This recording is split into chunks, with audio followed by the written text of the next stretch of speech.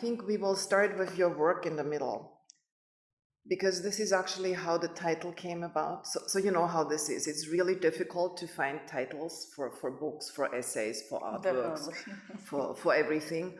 And then we had a conversation about coming together here and speaking with and from this work, and then you shared something with me, and maybe we can just explain to the audience. I shared one fact.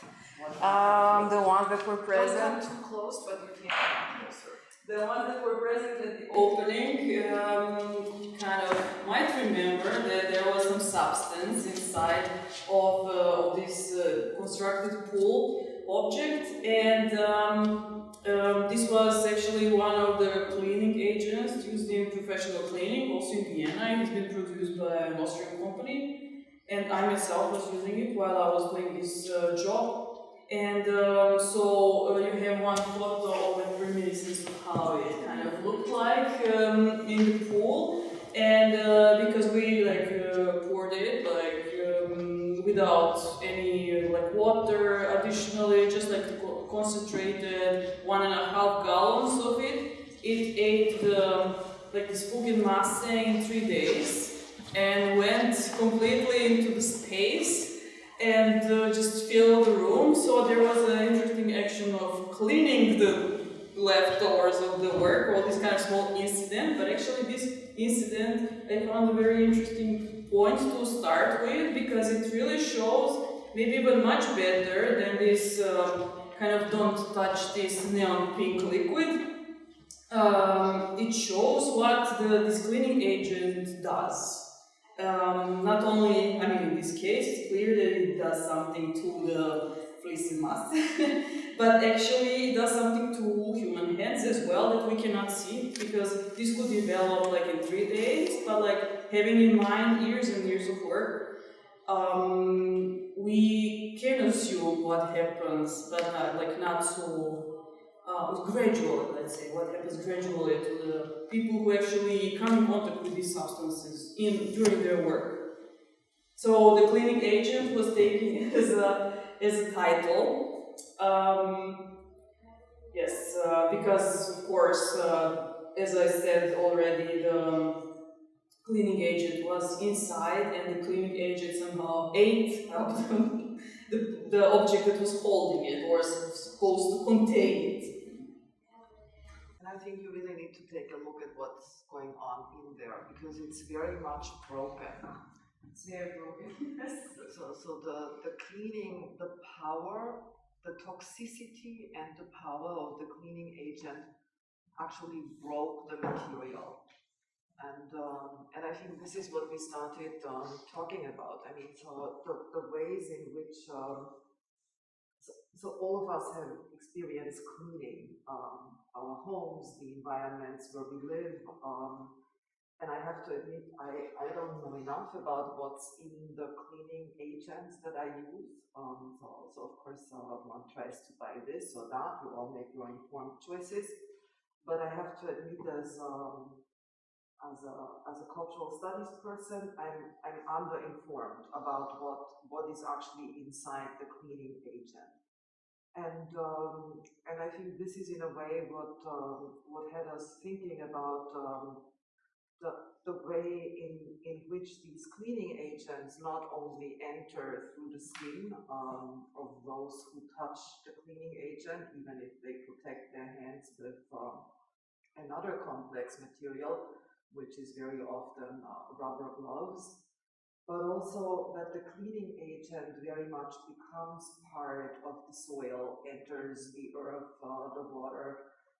So in a way also, when we think about this, how the cleaning agent enters into the water that is then cleaned again, and we drink it as drinking water. So we are very much connected in these cycles that are much larger than just bottles that we buy in a store.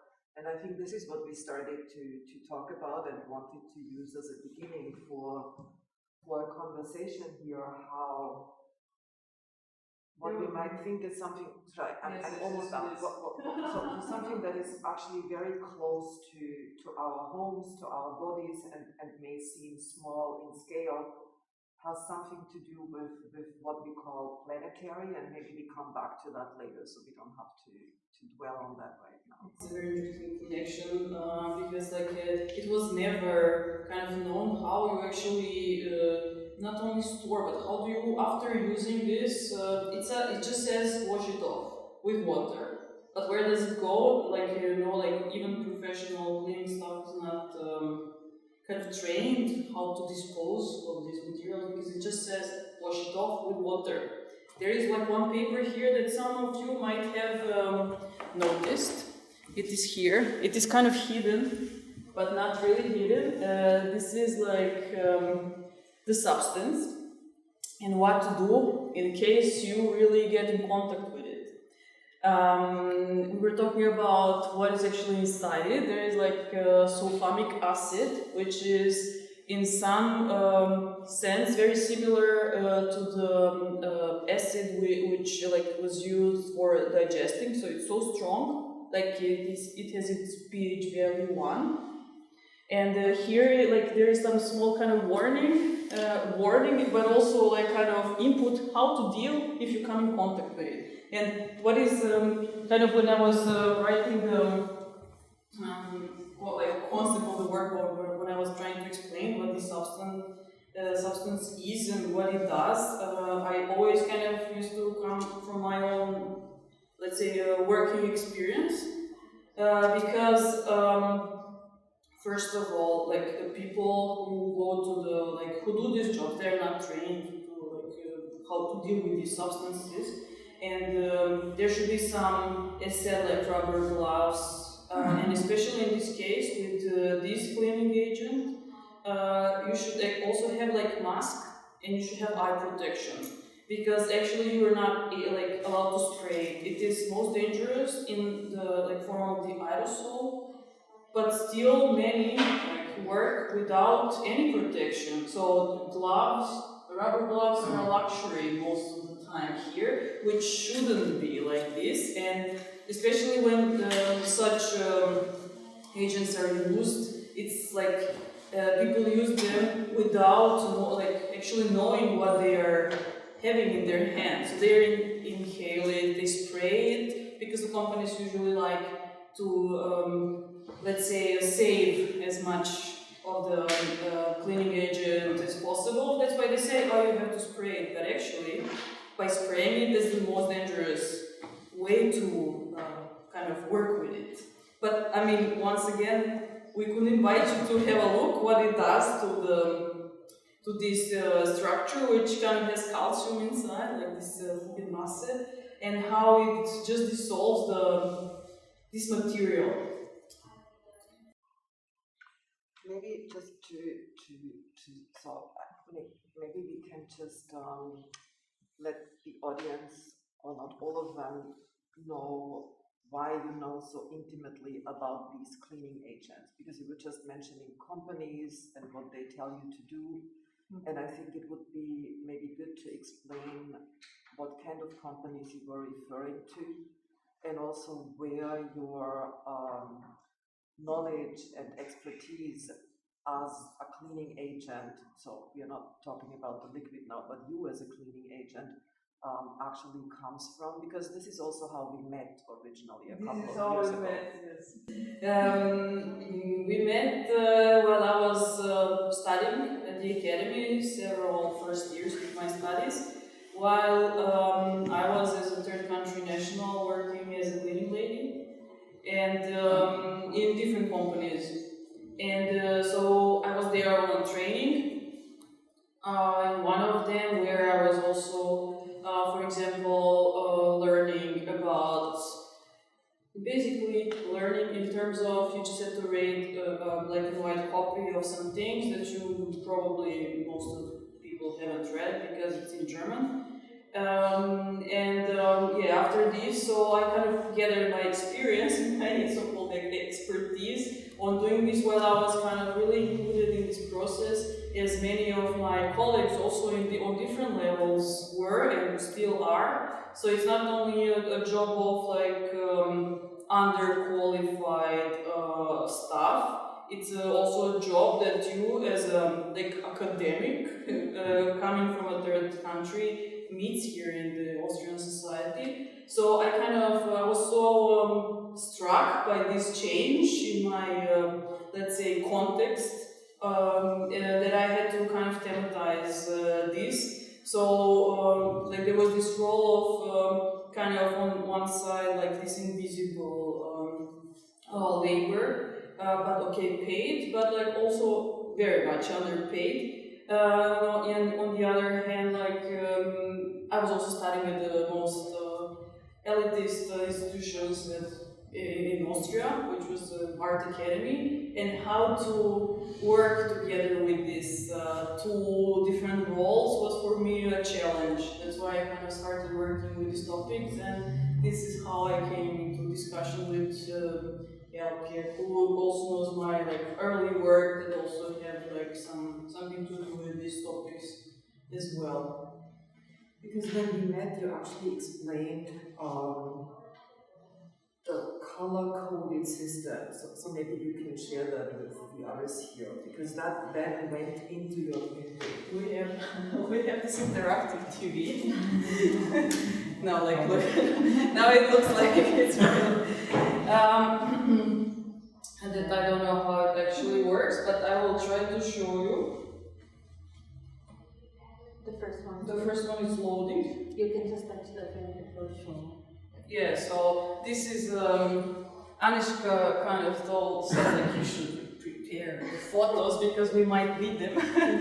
Yeah, so this system that I learned about during my studies and working process. There is a so-called four-color system used in professional cleaning, and when you go to this training and get your diploma, they kind of give you this black and white copy, and you can read from it if you kind of manage to read it, if you want to read it, if you can read it, as I said, because it's in German. You figure out that there is this four-color system. What does this mean? This means that actually you have a cloth in four colors, and you also related to this, there are also different cleaning agents also in the color, so that you don't mix them up. For example, this cleaning agent is in kind of pink red, so there is no variation between pink and red, but it's kind of, there is red, green, yellow and blue. And then I really took these elements that should depict the rooms that you clean with different cloths, and I painted these elements of the room, and then I put them in space. So, with red cloth, I would clean the toilet. So, the color should depict the part of the room that you shouldn't mix this cloth for example, cleaning the office table, because it's not hygienic. That's the whole point. And this cleaning agent goes in this direction of red-pink, which is used for toilet area. And I mean, in some spaces like the toilet and the bathroom, they're not split. For example, in Serbia, that's usually one room, but here in Vienna, I think those are two rooms. So you need two, let's say, parts to clean, or also two different cleaning agents to clean these parts of the space that are usually somehow in not only the office, but also in the hospital. For example, this green, we have it here, the green kitchen, but if you work in a hospital, the green will depict how is it called, small storing spaces between the lockers between the beds for the patients.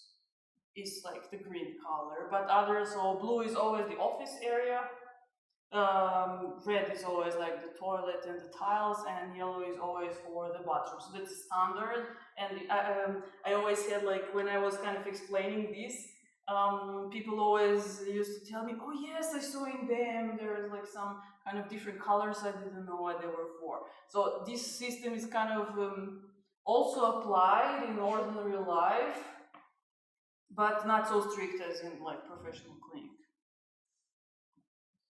Can you also explain where that is? I mean, where the exhibition is here?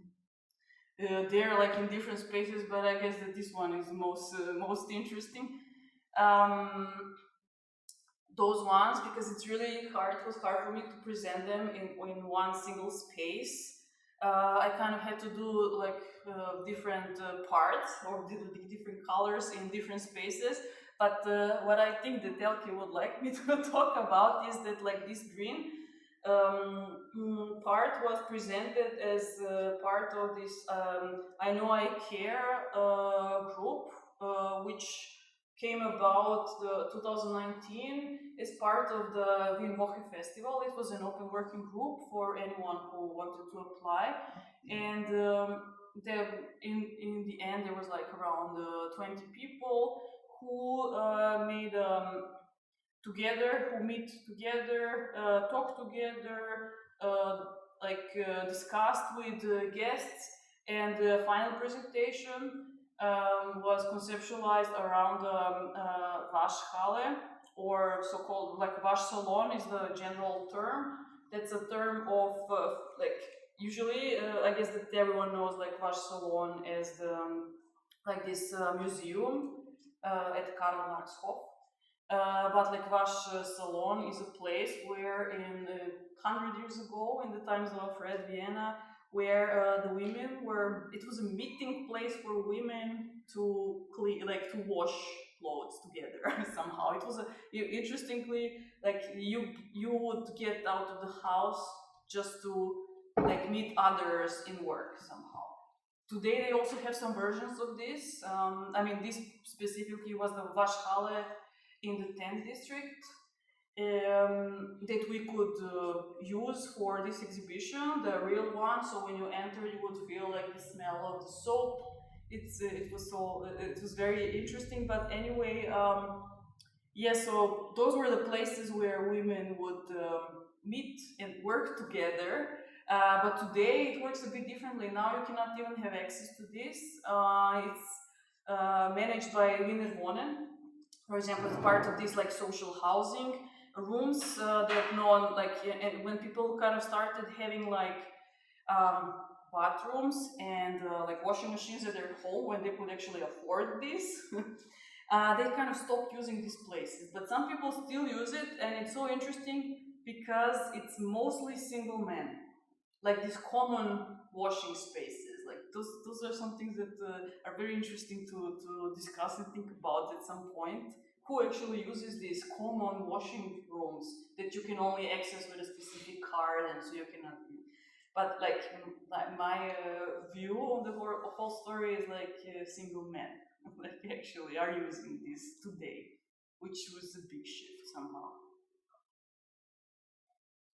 So this is the four-color system that also relates to this, because this work kind of came before, and then yes, I used like this relation or reference to the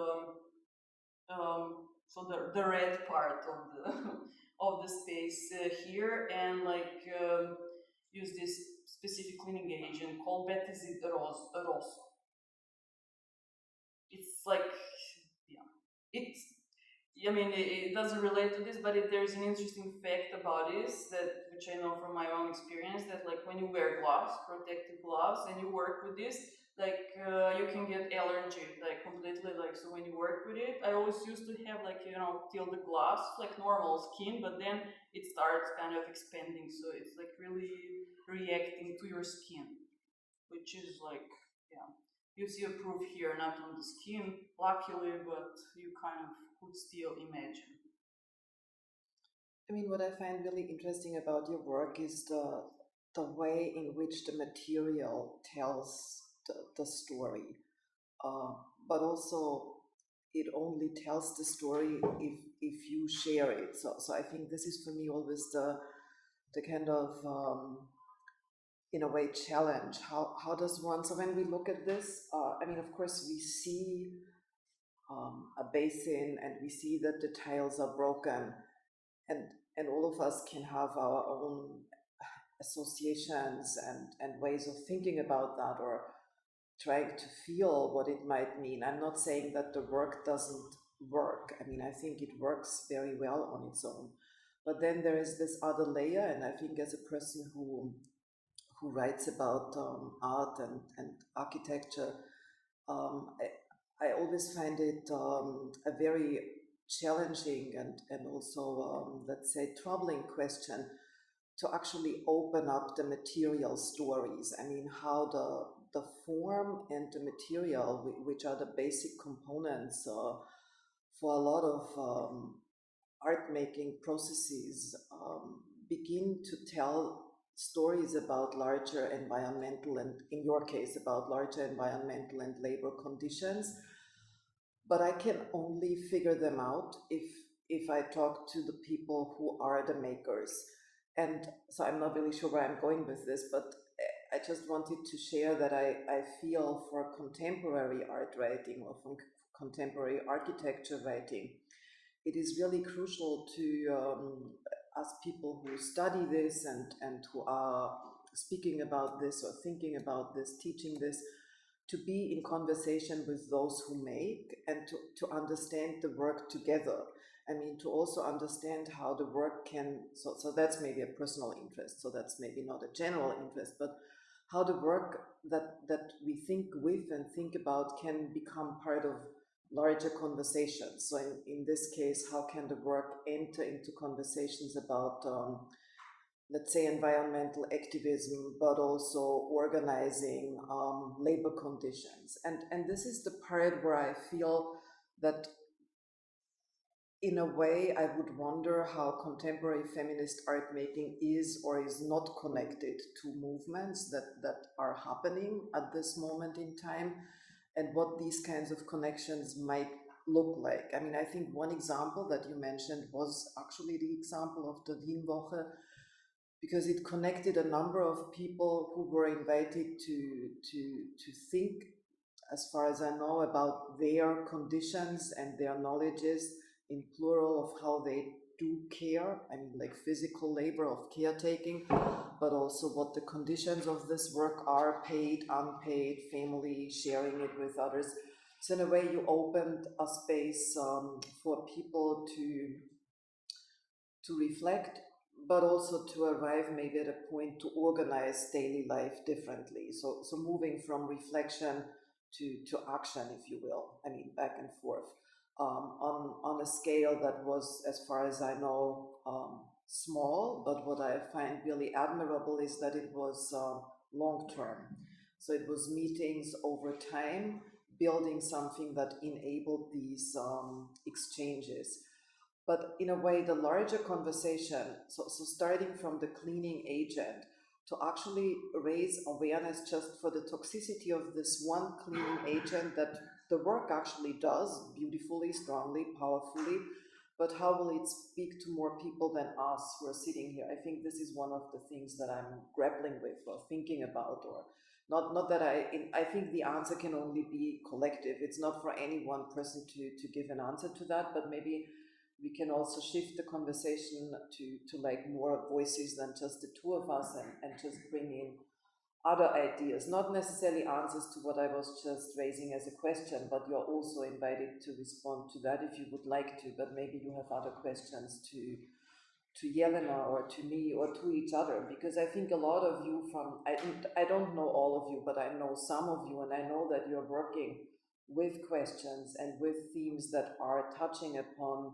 material explorations, but also ways of connecting between what we call creative or artistic practices and other ways of relating to our broken world. And I think this is what I particularly like about this piece, that it's holding a broken world. I mean, it's still holding together, but the center is very much broken. So I think this is what I find a very powerful, I don't like to call it a metaphor, but it's, and I also don't like much the word representation, but I think it is it. I mean, it is this broken world in a certain way in material terms. But maybe we can just bring in more thoughts or ideas or expanding what the work invites us to think about or to question. Yeah, I think you brought in several questions that were somehow one of these that we also talked about because Elke kindly accepted to write the text for my exhibition, which is at the moment happening in the Muzeum Gallery. And one of the topics that we discussed at this point was like how the feminist art work looks like today. According to which rules shall we judge whether something has like let's say or contains only on a visual level like feminist ideas, and in which way? And I think in my kind of sense it's very not characteristic in terms of like a historical way that like the feminist art was kind of looked like, or in some aspects looks like. And this is how the kind of the whole discussion started. And the second thing is that like how could art making or art practice, and in which sense change something in the society? This is like a huge question that I always ask myself, and that I try to kind of investigate, because like I don't have like possibility to vote or to change anything politically in Austria, and like my ways are always like I always find some ways around to at least try to ask some questions or to raise them for like open discussion.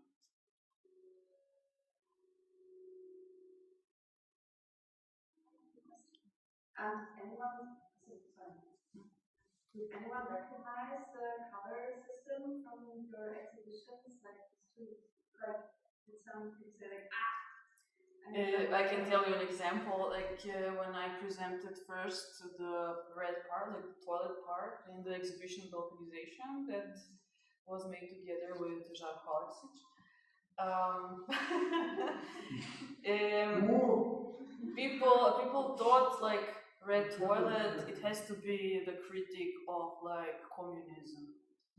But then precisely at this exhibition, which was at Stadtlabor Florisdorf, there was a lady, she came in and she immediately recognized what this was. She said, I know what this was about, I was also cleaning. So it talks very much to the people who came with these topics, like somehow who had them, like who knew them from their daily life, but when it came to the, let's say like different like official art circles or like some cultural context, people didn't really kind of they couldn't rely on this experience. So that's why for them it could be only a metaphorical way to really kind of try to make sense out of it. So it really depends. It communicates much better with people who know this from their own life, and they get it immediately. I mean, I talk to them. I like to talk to people who come to the shows all the time. So they tell me things.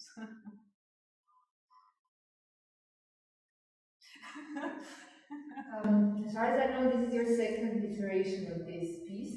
And I was just wondering, did the cleaning agent perform in the first iteration as well to ruin the binding between the tiles, or what happened there? It started performing, but as this first piece was destroyed because of the storage, it was like inability to store it. It was 200 kilos, and it was in Belgrade. So we agreed with Anishka and to actually remake it, but this time it was like the concentrate, like there was like 1.5 gallons of this concentrated agent, and I think that was the reason why it started eating up more fast. I mean, it also happened right at the very beginning, at the opening, because now you cannot feel the smell because it's completely evaporated, but while like the people could come to the opening, it was very present. It has a very present smell, and then the whole room was really smelling for many days, especially because the wooden construction soaked part of it, so it was a disaster. Anishka used to always write me like, oh my god, it smells so much. And there are like people working here as well, like who come to work. I mean, okay, it was the lockdown, so it was maybe a bit could, that like they were really not present in the room. But one of the things that we were really thinking about is how could people perform their daily work here while having this kind of smell, which is really irritating and present. Also, a difference is that it was concrete construction, and I think that's why it didn't eat up so quickly with the material. And also because we wanted to keep and to move it, to be able to move it yeah. at all. The sculpture, we decided to do a lighter version, not with concrete, but then with a wooden construction underneath. So that's why it also maybe eaten up, but also from the conversation and so on, the artwork speaks so much clearer now. And also maybe it's interesting that you can't buy the Petazit Rosso as a person. You have to buy it as an institution. So that's why I was able also to access it, that the Czech Center bought it. For cleaning their own purposes. For their own cleaning purposes. Yes, that was also an interesting fact to mention. Yes, I agree. It's definitely a reaction to something that is happening to us. You know, like I somehow always dreamed about coming to Vienna and becoming an abstract painter. You know, but then I was immersed in reality. But I think that I really kind of there was like this. I was kind of existentially struck very much by some conditions that I was kind of immersed in as a third country national. But I think that in my work, I still try to keep my interest in I don't know, post-painterly abstraction, in like color-filled painting, in minimalism, you know, like all the things that I appreciate very much aesthetically and also conceptually. But then there's also reality, and how can I just ignore reality and go become an abstract painter? And then I really started myself, is it enough to be an abstract, you know, like how do I would feel bad not to address this, but I would also feel bad also to address it. But I think I've overcome this moment of, you know, I don't feel bad for addressing this anymore. Like, I think it's a very important topic for many, and if I could somehow start or like make someone kind of start thematizing their own experiences, which are maybe similar to me or completely different, you know, I'm happy that, you know, that it kind of could have some impact in any sense.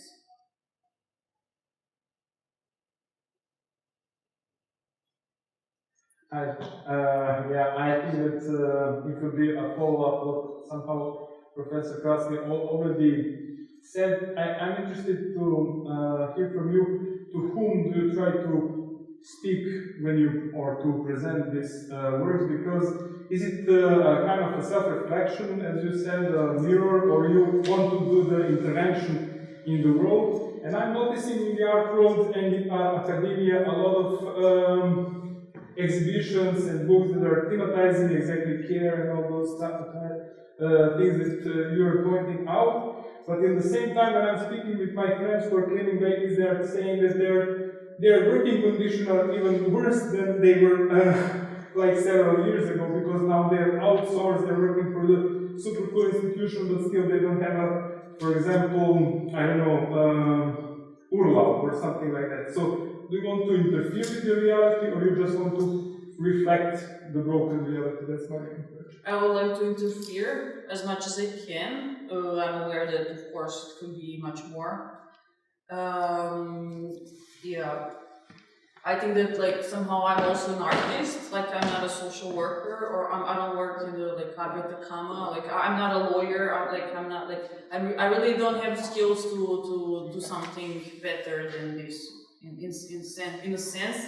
But I have the need, obviously, to at least address the questions around labor and care, but from a bit different perspective than what is like kind of cool at the moment in the academia. And I find Elke Krasny like one of the people who really kind of have like I support her point of discussing, like perspective of discussing all of these issues that like I usually don't support this. let's say, perspectives on, because, you know, like you could call an exhibition radical care, but still make exhibition which is like, for me, considered as like liberal feminism. Yes, we can maybe also go in this discussion, but I don't know whether it makes sense. Maybe I will note also from the curatorial side, it's not just about the artist and the artwork, it's also about the Kunstvermittlung, you know, like changing the spaces where you do the exhibition, which in Czech National Cultural Institute, which doesn't have usually like an intellectual crowd of artistic, contemporary artist visitors. It's quite a disparate group of people which is attending different shows. And then it's the part of Kunstvermittlung, of communicating with the people, within the institution. On the part of the institution, of the National Institute, also inviting other national institutes, which are the representative of other cultural institutes, which came to see the exhibitions. There are going to be also meetings of the representatives of the... You mean pressuring? Yeah.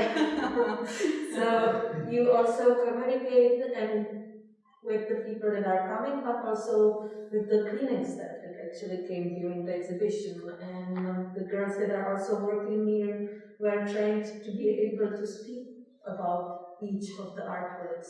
So I think it's always a network of happenings around the exhibition, about the sculpture, around the artist, and so on. And it's always difficult to get the topic to as many people as is possible, but it's also targeting different people and trying to make the language of the artwork transmittable or understandable to others. What did the technician tell you in relation to these questions? He told you that you are trying to make revolution. Yeah. By bringing like contemporary topics into like a national cultural center. Yes. That was a comment from the technician. I think the question I had before is very close to what you were saying, and I guess the point I was trying to think about is so one side of the communication is to speak with people about what this work or other works, what kinds of meanings they have. But I think the title of our conversation today, Cleaning Agents, very much points to the question or the desire of agency. So what is the kind of agency that people who gather together around these objects that are in these spaces that we call art spaces, then take away from having engaged with these objects? So how do they become aesthetic and social and political drivers, if you will? And I guess that's a slightly larger question than the one you asked, even though it can overlap or even coincide. I mean, I'm not saying that what is called art mediation or Kunstvermittlung cannot do that, but I also think that the last 30 decades have seen almost near complete commodification of art mediation as, I would say, a taming of artworks and keeping them inside what we call the so-called, with Danto, the so-called art world. And so I think when Sarah Ahmed, she has written a number of really beautiful books, and you might be familiar with her, so I'm just reminding maybe those who haven't read her work. She has written books like Leading a Feminist Life or Queer Phenomenology.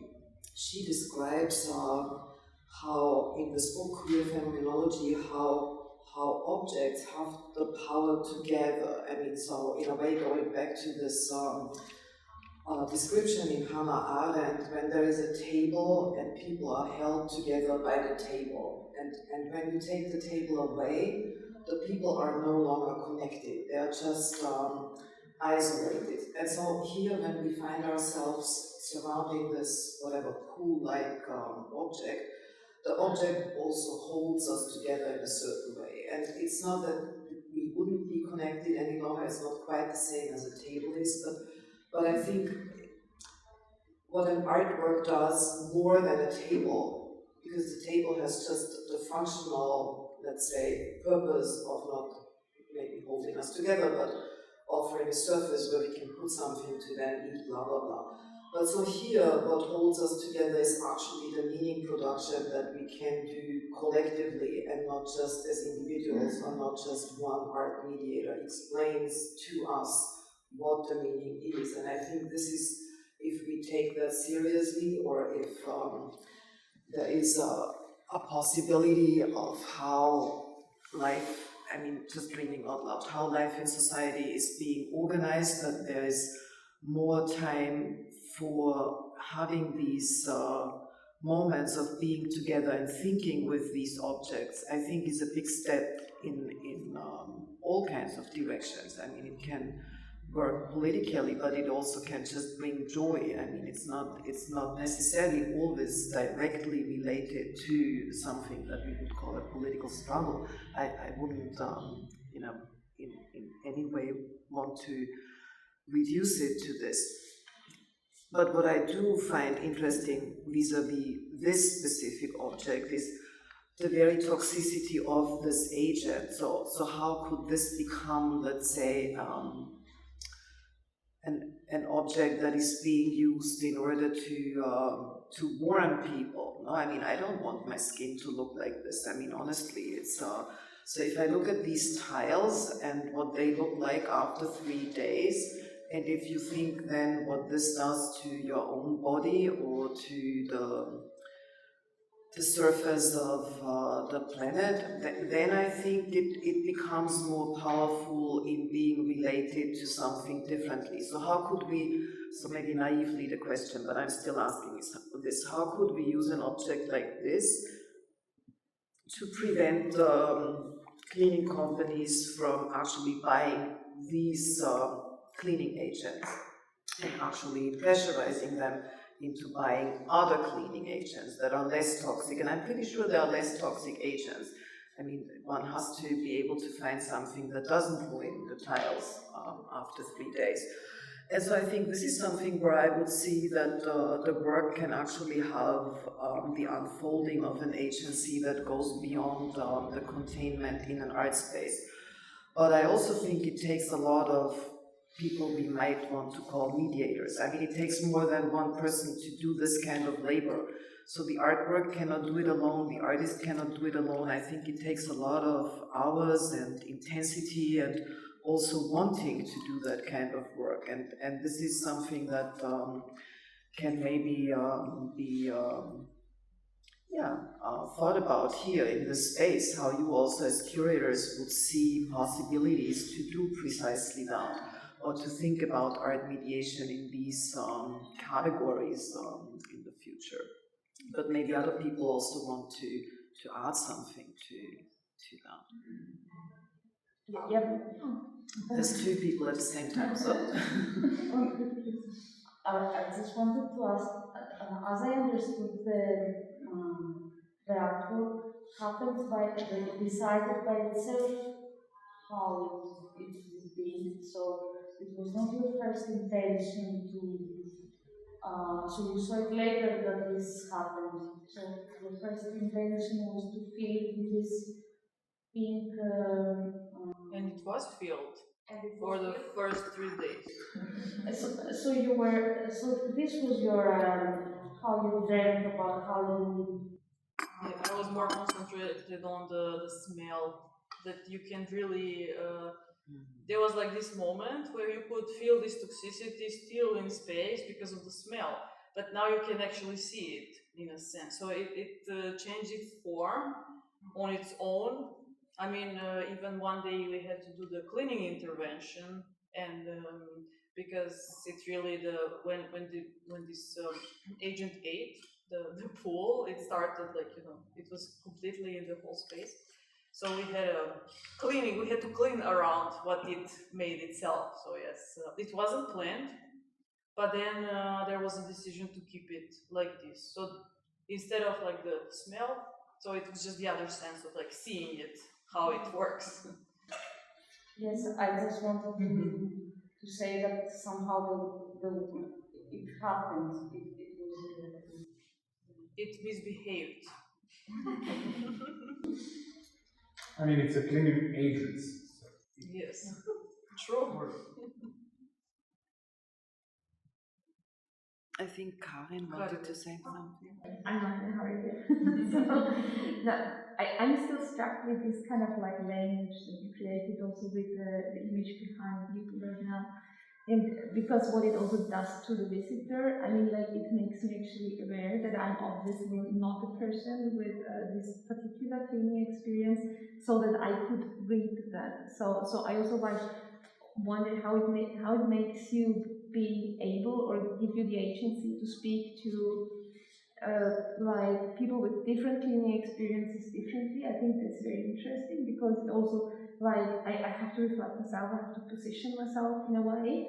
And I also like wonder with this piece actually, like how does this allow you to speak to different people differently? Because for example, like I'm trained as architect, so I was like fascinated from the beginning, and I also found it like aesthetically appealing, so I had to touch it. But then I also realized, oh, something with real bad acid has happened to me, maybe I shouldn't have touched it. Sorry for touching it, by the way. But but I think that's also interesting, and maybe there's also something of this kind of like activist language that you also created. But I also like this kind of like this relationship of the material and the language that you create, and that you also make shift some kind of like privileged exhibition visitors. So I just wanted to ask if you could say more about that, and if that is your plan, and if you have planned to read that afterwards also. It also includes, but at the same time it excludes, of course. I mean, yes, but but I think precisely it makes you rethink your role, and like this is not talking to me. I'm offended, kind of, you know. Like you talk to someone else, and like I'm here and I'm seeing it, and maybe the other person who is just there to really clean around it is addressed actually. So who is actually here addressed, and in which way, is also a huge question, because I don't think that like cleaning ladies directly kind of addressed either, because I guess mostly she wouldn't even pay attention to this, what she's doing, you know. So there are like many problems here in many ways to talk about this, and for whom, you know, like we didn't come here at 5:30 to talk while the cleaning lady is there, you know, and kind of doing her job, or we didn't talk to her what, you know, her thoughts would be like. I mean, maybe we should have invited her, you know, like so that she talks about it. There are too many questions, of course. I mean, there are a lot of potential shifts, I think, in this kind of like, and also these very small nuances that you can do with this kind of language. So I'm just thinking about what could be more and more nuances. Yeah, thank you for that. I think that somehow the people who make art, or like do some actions that could become art or not, and people who write about these actions, I think they could also come together and discuss some things, how it could go further for each part of the thing, you know. And I think there is still place and like a possibility for a exchange, you know, that could bring to some new ideas or some new approaches. And I mean, I think it's good to start discussing, to meet and start talking about it, and then I'm sure there could be some ways that could develop from this. I think that's also one of the points, in a sense. I mean, what I find really interesting is this, this art historian, T.J. Demos. I mean, he works a lot on ecology, on environment. He has written a book called Against the Anthropocene, and now another one, Beyond the World's End. And in this last one, Beyond the World's End, he talks about how the turn to abstraction has been maybe one of the challenges within art history, that art became less and less and less understandable. I mean, so I'm putting it very simple. I mean, his argument is much more elaborate. And I think what I like about your work, that it, as you were saying before, it is abstract, but at the same time, it is very concrete. So it is not just because you used concrete as a material, but it is very concrete in the sense that there are concrete labor conditions that are being addressed, very specific readings, and I'm not entirely sure I would fully agree with the openness. I mean, I think it's there. So of course, as always, I mean, we all have our ideas and our knowledges with which we come, and this is what art opens up. So with that part, I would agree.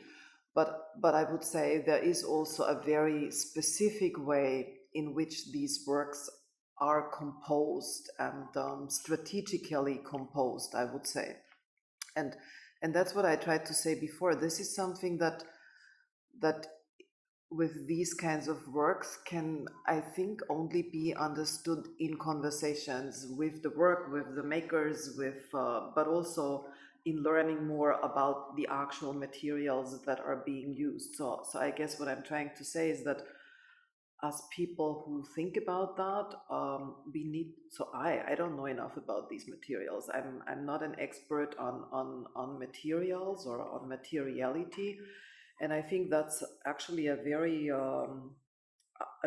big gap in people who write about or with art. I mean, they don't really treat art as material culture or as part of material culture, but investigating that a lot more and understanding the meaning of these materials as they connect art back to the world, which was one of the huge questions of the entire 20th century.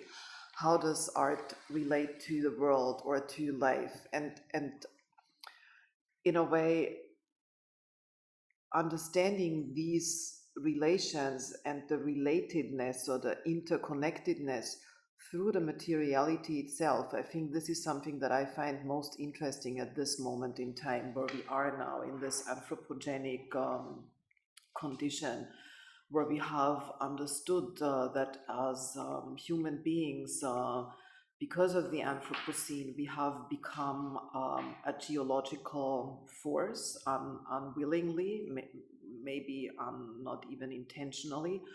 But now we are no longer just human beings, we are geosocial beings. And so if we take these kinds of works that are very concrete and relate them back into the material conditions that have taken us into our current predicament, I think this is what I find really interesting. So to learn with the materiality, but also to learn how makers like you think the meaning in connection with very concrete, let's say, conditions of social life, of labor, of working, and of bringing this together in letting it have a form. And I guess that's something that I find surprising, that I'm saying this. I mean, I guess for many decades I was more fascinated with things that were very conceptual when it came to art making, and that were very concrete when it comes to architecture, which is kind of the other big field that I'm looking at and researching on. And now I find it really interesting how material things have the power to let us learn about the condition of our planet. So I guess as learning objects or as learning agents, I find these objects extremely useful and extremely powerful. And the kind of work we can do around it, which is something I had tried to say before, so I don't want to go on with this. I think we have questions. I do actually have a question regarding demo structure, because Have you ever had a chemist visit your exhibition? Because the whole process of mortar being dissolved by this cleaning agent is organic chemistry.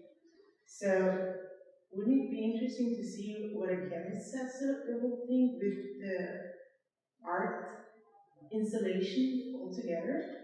It would be interesting for the first time that the work was constructed. I consulted a person who is a chemist, and unfortunately she couldn't come to the opening, but she was more worried about protecting the people who would be in the space. That was one of the things, that was one of the worries, and it was always like, open the windows and don't put it in the space which is, you know, smaller than 25 square meters and stuff like this. And it's really the concentration in the air of the thing. Like it's, I mean, it's not dangerous. We were really talking in terms of that it's just lying in the space. It's dangerous when it's kind of sprayed, but like no one was spraying it, and in that sense, that was the argument for actually keeping it in the space. But like it also evaporates. So the suggestion was to always keep the window open. Because like when you mix vinegar with baking soda, you do get actually also like this dissolving agent. Yes. It's quite interesting. I think we have time for a last question. We've been speaking for almost an hour, so I think if there's a last question, that can be nice. What are you thinking of, like, will you continue to work on this object? If so, what are your plans or thoughts of, will you include everything that happens? Will this transform it or change it? I mean, it's a question of, I mean, now the decision was to keep it as it is in order to show some processes that happened in the meantime. The way to work with it, I think it's like, I couldn't say that I will be working concretely on this work, on this piece, but I think that like the way that I was very much interested in this process and how this agent was behaving in a sense. So this is some interest that I would like to pursue. But also in my other exhibition, there was like a set of like bottle cap rings that I connected, and kind of my idea was that it will really stand straight, but it didn't. It had its own way of behaving in the space. And this is what I should really kind of think about in the future, how to allow these materials to behave the way that they want to behave, and still use them in my work, but without, you know, additionally wanting to change them or reshape them or stage them or something, but like somehow to allow the material speak for itself even more, not like, you know, because I found myself kind of, I was projecting how I think it should react, you know, like also here, also there, but then I figure out, why am I doing this, you know, I should just really learn from it in a sense, so allow, and also allow it, you know, allow my kind of presumptions to completely, you know, evaporate, and just allow it, you know, behave the way it wants, and somehow work with this still. In that sense, yes, I see the continuation of the working process. May I just comment on this, because I think that artists are very often doing that, but I would really like to comment. I think that this idea of anthropomorphizing the materiality is not, I would say, this good way to, you know, like think and tell the story about it, because you set up the condition and they just behave on the principle of physics. They don't have their real power or something, so it is always the artist or the condition or the institution that set the initial conditions, let's say, and then the materiality shows us something. But I really am against this kind of, okay, they behave in certain way or something. Yeah, it is physics. Yes, I agree. Of course, some part of it is definitely physics, but also I constructed it in the way that I think, you know, it will react. So I constructed it according to my thoughts and my kind of experiences, or maybe kind of not suggestions, but like it was my idea to construct it that way because I thought it would behave that way. But actually, there is physics, there is like the material, which is like, for example, plastic.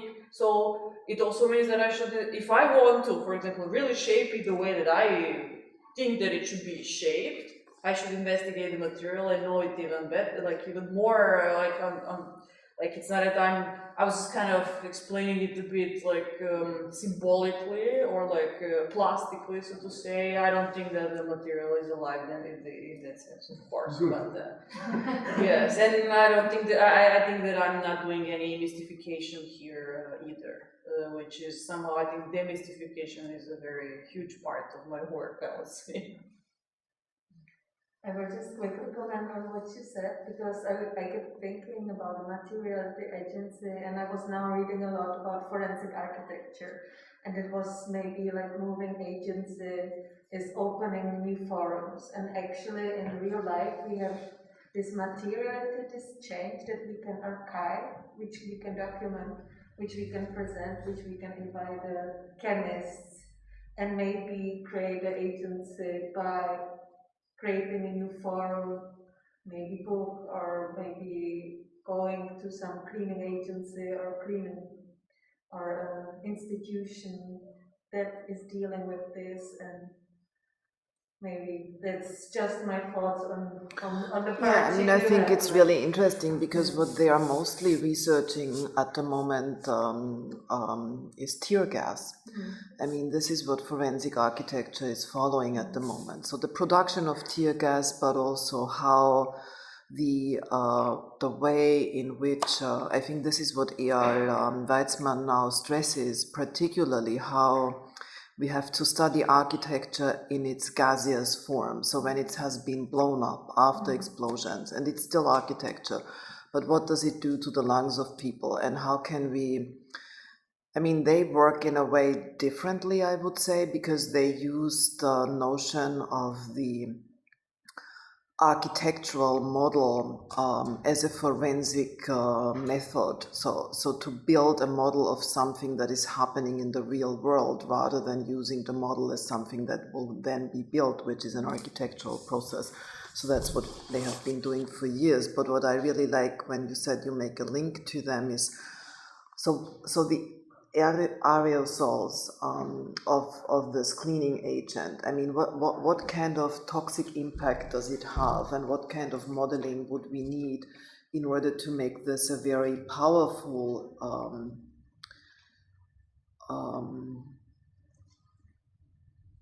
tool for producing evidence, which is what forensic architecture does. I mean, they produce evidence to be used in court. I mean, that's where they take their work. Human rights courts, but also other types of legal fora. So if we were to take that cleaning agent to a legal forum in order to understand how toxic it actually is, I mean, how many plants have been killed by this cleaning agent? I have no idea, but we can ask the question, how many people have had lung diseases because of it? So I think if we use it as a starting point to investigate this specific cleaning agent that also destroyed this object to a degree. So I think that's how I would like to think with what you were saying. And then you can build a community of people who are working against this cleaning agent and the impact it has on bodies and the environment.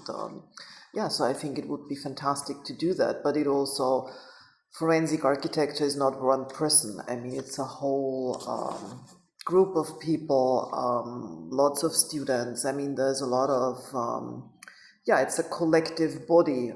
So I think that's something that we have been talking about a lot today. It cannot be, so I think the notion of the artist as an individual bringing about change, I think that's a very outdated, modern, heroic idea. Not that the artist is no longer an individual, of course they are, and they produce, but that the work they do can produce what the work can produce needs more than one person. And organizing that, I think, takes other means of thinking with these objects, to use them as evidentiary, if that's an adjective, I'm not really sure, but as objects that produce evidence beyond the aesthetic paradigm of art making. And so I think in that sense, this is an object of evidence. But in order to use it as such, we need other types of writing, other types of investigation, we need to bring in the chemists and so on and so forth, other types of epistemic navigations, in a way.